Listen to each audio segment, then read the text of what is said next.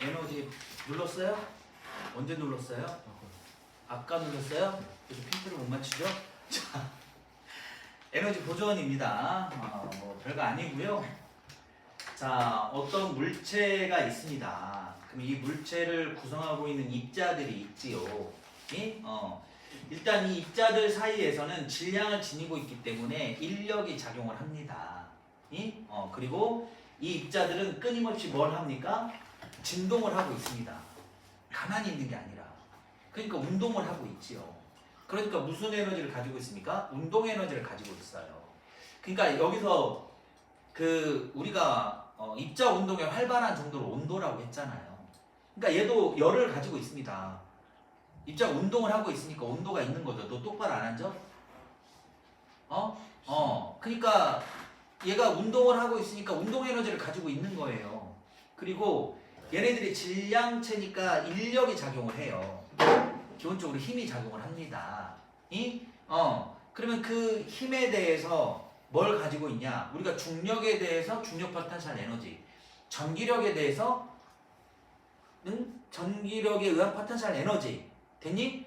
그 다음에 탄성력에 의한 포텐셜 에너지 있잖아요. 그쵸? 그러니까 여기에서도 그 힘에 의한 입자 사이에 작용하는 힘에 의한 포텐셜 에너지가 있는 거예요. 됐니?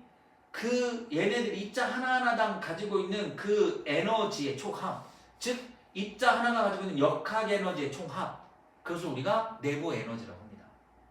그래서 그 내부 에너지를 우리가 합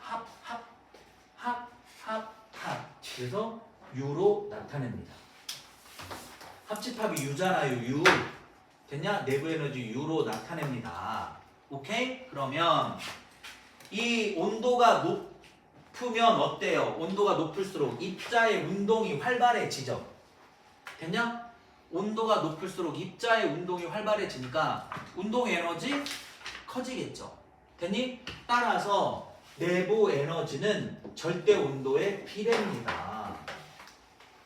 오케이 바하리 리리리리리리 됐어요?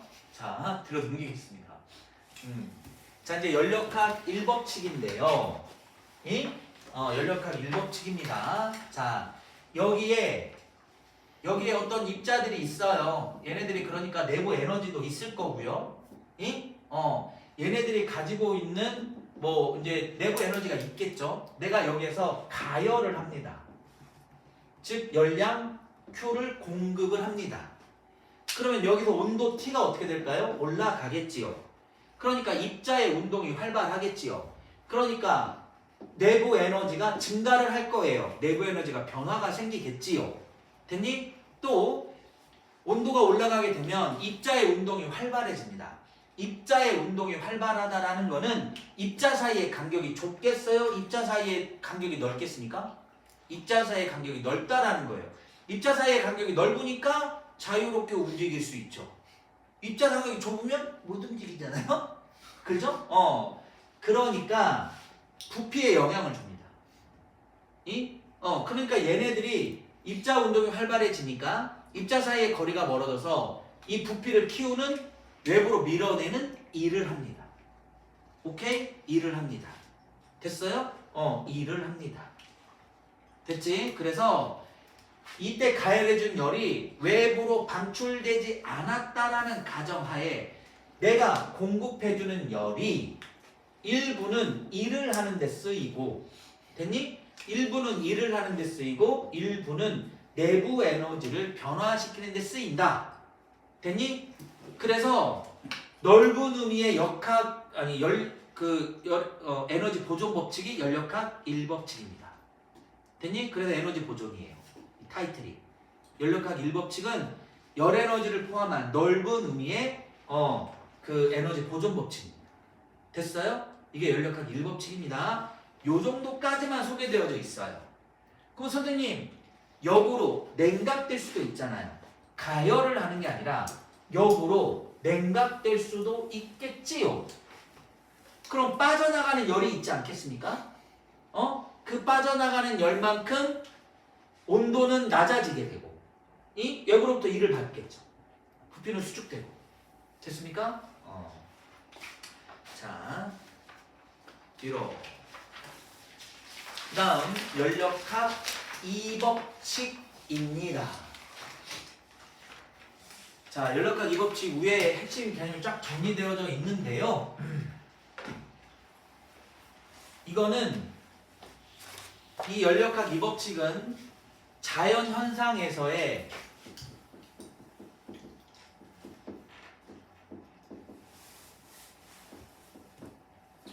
어떤 방향성을 의미합니다. 방향성이 있다라는 거예요. 자연현상에서 자발적으로, 오케이? 자발적으로 스스로 이 방향성이 있다라는 겁니다. 자, 예를 들면 바람. 그때 이름은 바람. 선생님의 별명이 뭔지 아세요? 그렇죠, 이바람. 이바람이잖아. 바람이 이바람입니다. 여기서 말하는 바람이 그 바람입니까? 그렇다고요? 아주 훌륭하십니다. 자, 바람은 항상 어디에서 어디로 불죠? 바람은 항상 어디에서 어디로 불어요? 고에서 저. 그렇죠. 고기압에서 저기압으로 불죠. 고기압에서 저기압으로 자발적으로 불죠. 됐니? 아까 우리가 열은 어디에서 어디로? 고온에서 저온으로만 이동을 합니다. 됐니? 또 뭐가 있을까요? 선생님이 여기서 알아봤는데, 자, 확산, 삼투. 자, 확산도 고농도에서 저농도죠. 자, 삼투는 저농도에서 고농도로 용매가 이동을 하는 거죠. 즉, 이 자연현상에서 자발적으로 일어나는 현상들은 이렇게 양방향이에요? 한방향이에요? 양이 많은 곳에서 양이 적은 곳으로만 이동을 해요. 양이 많은 곳에서 적은 곳으로만 이렇게 이동을 합니다. 자발적으로. 양이 적은 곳에서 많은 곳으로 자발적으로 이동을 못해요. 그러니까 한 방향만 있어요. 이 방향성이 한 방향만 있습니다. 한 방향으로만 일어나요. 이것을 뭐라고 그랬어? 비가역 현상이라고 했잖아. 그러니까 이게 비가역 반응입니다. 이 비가역 현상에서 이렇게 방향성이 있다. 항상 양이 많은 곳에 적은 곳으로. 됐냐? 그러면 적은 곳으로 많은 곳으로 보내려면 에너지를 공급해줘야 돼요. 그럼 누군가가 에너지를 공급하는 거니까 자발적으로 일어나는 현상이 아니지요. 이해됐어? 에너지 소모 없이 이렇게 비가역 현상이고 방향성이 있다. 됐니? 그럼 이 방향성을 봤더니 무질서도가 증가하는 방향이더라. 질서적인 것에서 무질서한 방향으로 자연스럽게 가더라. 이거에 대한 이해가 있으면 되고요. 이 말을 이제 그 학술 용어로 엔트로피 증가 방향이다.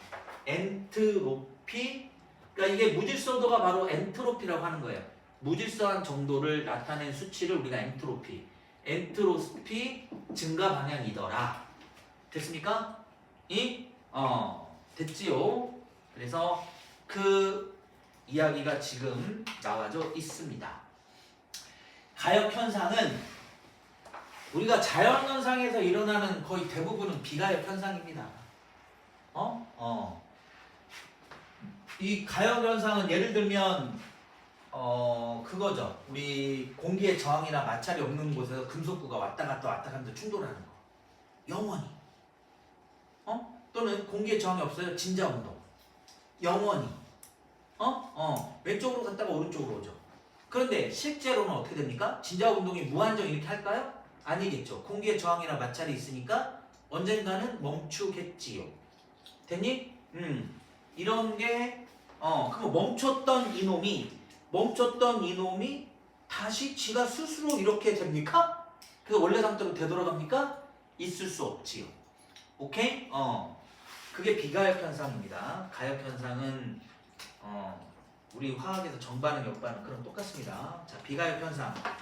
한쪽 방향은 저절로 일어나지만 반대 방향으로 절대로 일어나지 않는 현상으로 이게 연력학 2법칙과 관련되어져 있는 내용이다. 자, 연력학 1법칙은 에너지 보존 법칙이고요.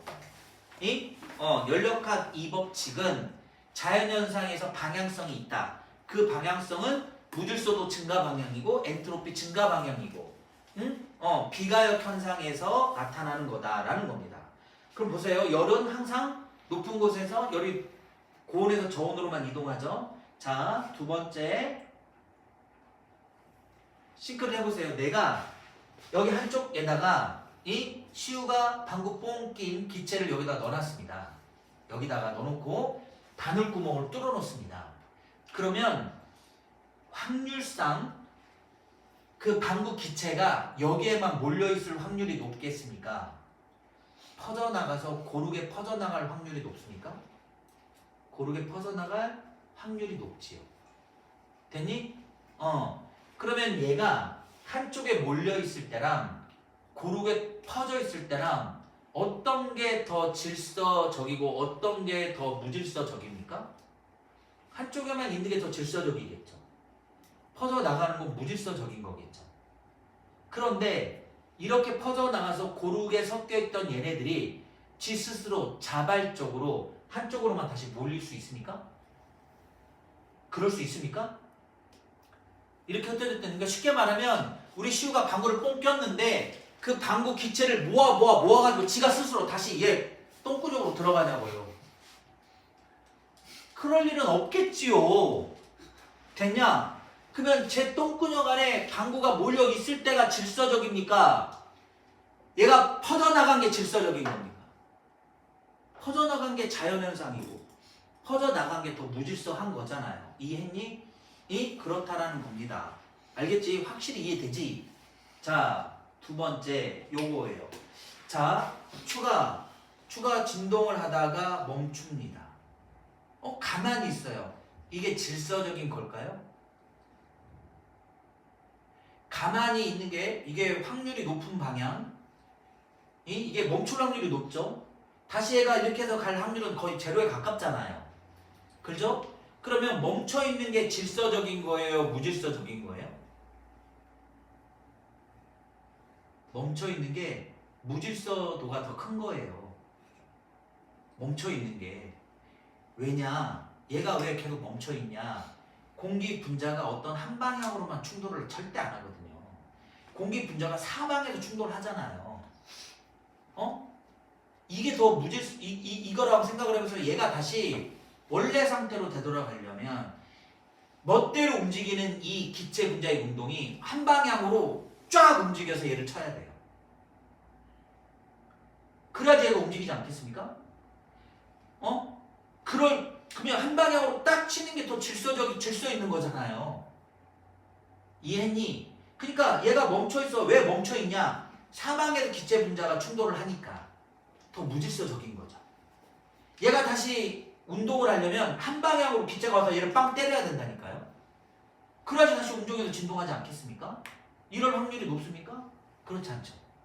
그러니까 자연 상태에서 자발적으로 일어나는 현상은 무질서도가 증가하는 방향이고 엔트로피가 증가하는 방향이고 그러면서 확률이 높은 방향으로 진행이 된다는 겁니다. 이게 연력학 2법칙입니다. 됐지요? 자, 잉크방울이 퍼져 있을 확률이 높습니까? 다시 원래 한 방울로 몰릴 확률이 높습니까? 퍼져나갈 확률이 높고요. 이렇게 퍼져나간 이 잉크방울이 다시 지가 스스로 한 방울로 모일 수 있습니까? 죽었다 깨어나는 거 수 없지요. 자, 이게 확산이죠. 확산입니다. 이게 됐지? 어렵지 않아요. 자, 열기관 가겠습니다. 자, 열기관이 뭐냐? 열기관이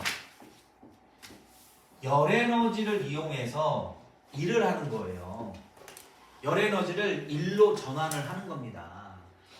그러면 일을 하는 게 뭐였어요? 역학에너지였죠. 그러니까 열에너지를 역학에너지로 전환하는 겁니다. 됐니? 그러면 우리가 일을 할 수 있는 거는 고온의 물체가 가지고 있는 열이에요? 저온의 물체가 가지고 있는 열이에요? 아니라고 했죠. 뭐 해야 돼요? 이동하는 열이 일을 한다라고 했잖아요. 그쵸?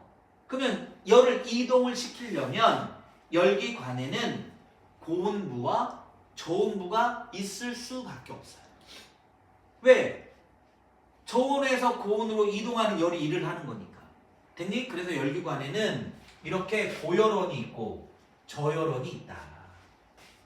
이 고열원에서 나오는 요놈이 바로 공급하는 열량이고, 이 저열원으로 빠져나가는 요놈의 열은 방출되는 열량이다.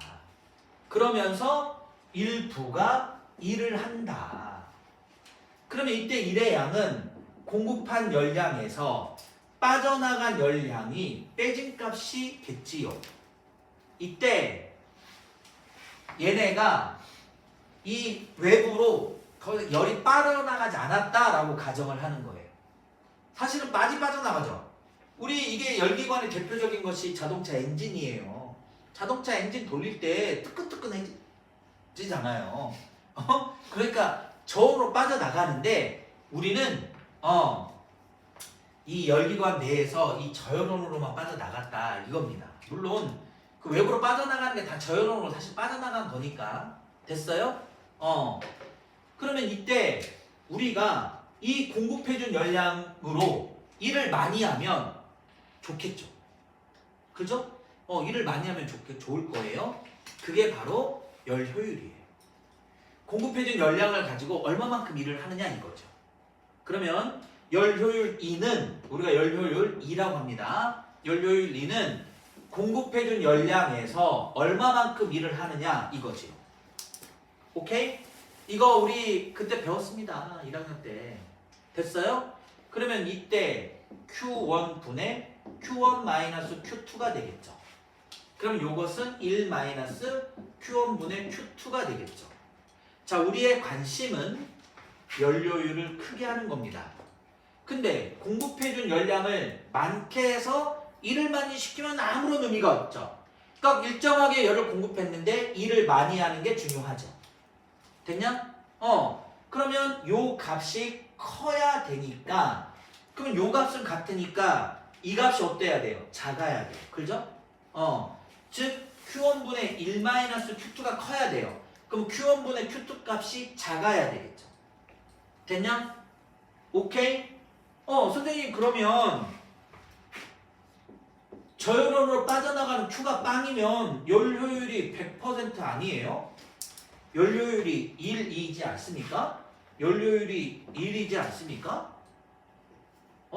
저열원으로 빠져나가는 게 없으면 열 효율이 1이잖아요. 이거 대박이네요. 이런 거 존재 가능 불가능?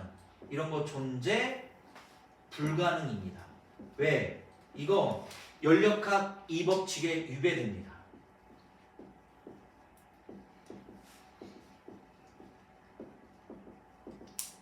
자, 일을 할 수 있는 건 뭐라고요? 일을 할 수 있는 건 뭐라고요? 이동하는 열이 일을 할 수 있다고 했잖아요. 이동을 하려면 고열원과 저열원이 있어야 된다고요. 그러니까 빠져나가는 열이 없을 수가 없습니다. 응? 그래야지 일을 할 수 있으니까요. 알겠냐? 따라서 연료율은 항상 1보다는 작습니다. 됐니? 0보다 크거나 같을 수 있겠죠. 오케이? 다 마찰에 의한 열 에너지로 뭐 그냥 다 빠져나가서 일을 하나도 못하는 경우도 있겠죠. 병신이죠. 그런 거 쓰면 아니 되겠죠. 그죠? 그러니까 연료율은 이렇게 된다. 됐습니까? 오케이, 발이? 그래서 이 연료율과 관계되어져 있는 이 열기관의 문제는 시험 문제 100%입니다. 연료율 완별표 쳐서 열기관 완별표 칩니다. 오케이? 자, 예제 4번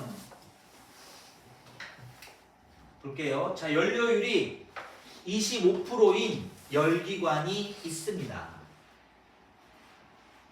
그러니까 25%라는 건 우리가 연료율 구하는 공식에다가 100을 곱해준 거예요. 퍼센테이지.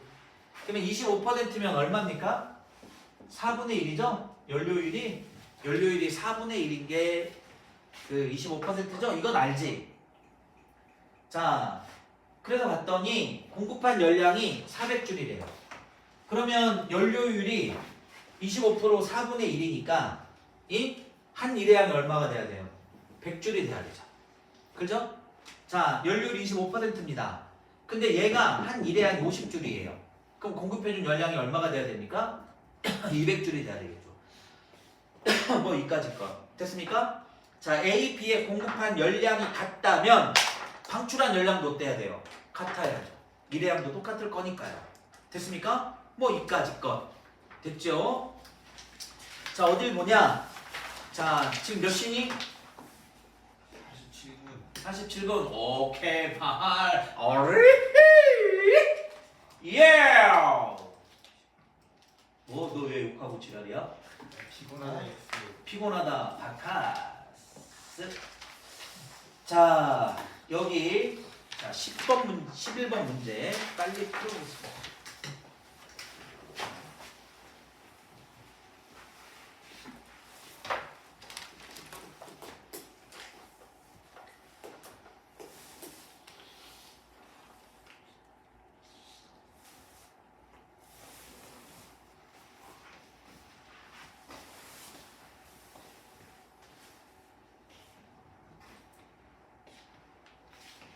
아.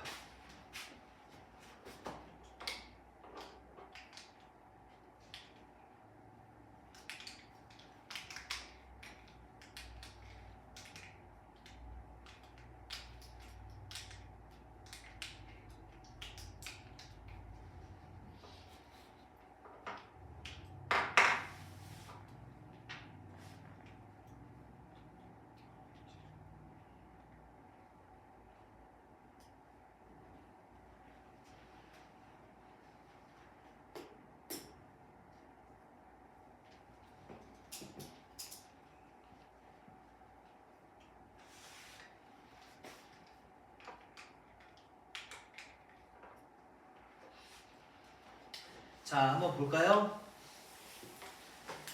자, 그림과 같이 단열된 열량계에 1kg의 액체를 넣고 질량이 10kg인 추를 매달아 낙하시킨다. 추가 일정한 속력으로 동글동글 자, 1m 낙하한 구간에서 액체의 온도 변화 델타 T를 측정한다. 가에서 추의 질량을 20kg으로 바꾼 후 나를 반복한다. 그랬더니 가에서는 온도 변화가 0.05였고요. 그러면 나에서는 얼마가 되겠습니까? 당연히 2배가 되겠죠. 위치 에너지가 2배 됐으니까요. 그러니까 0.1이 되겠습니다. 기억은. 자, 기억 보겠습니다. 추가 낙하하는 동안 추의 역학 에너지는 일정하다? 추의 역학 에너지가 일정합니까? 운동 에너지가 일정하죠. 등속이니까. 근데 역학 에너지는 아까 뭐라 그랬습니까? 감소한다고 했죠. 왜? 위치 에너지가 감소하니까요. 틀렸습니다. 기억은 0.1이다. 맞죠? 자, 여기서 액체의 비열은 그랬는데 액체의 비열 단위를 보세요.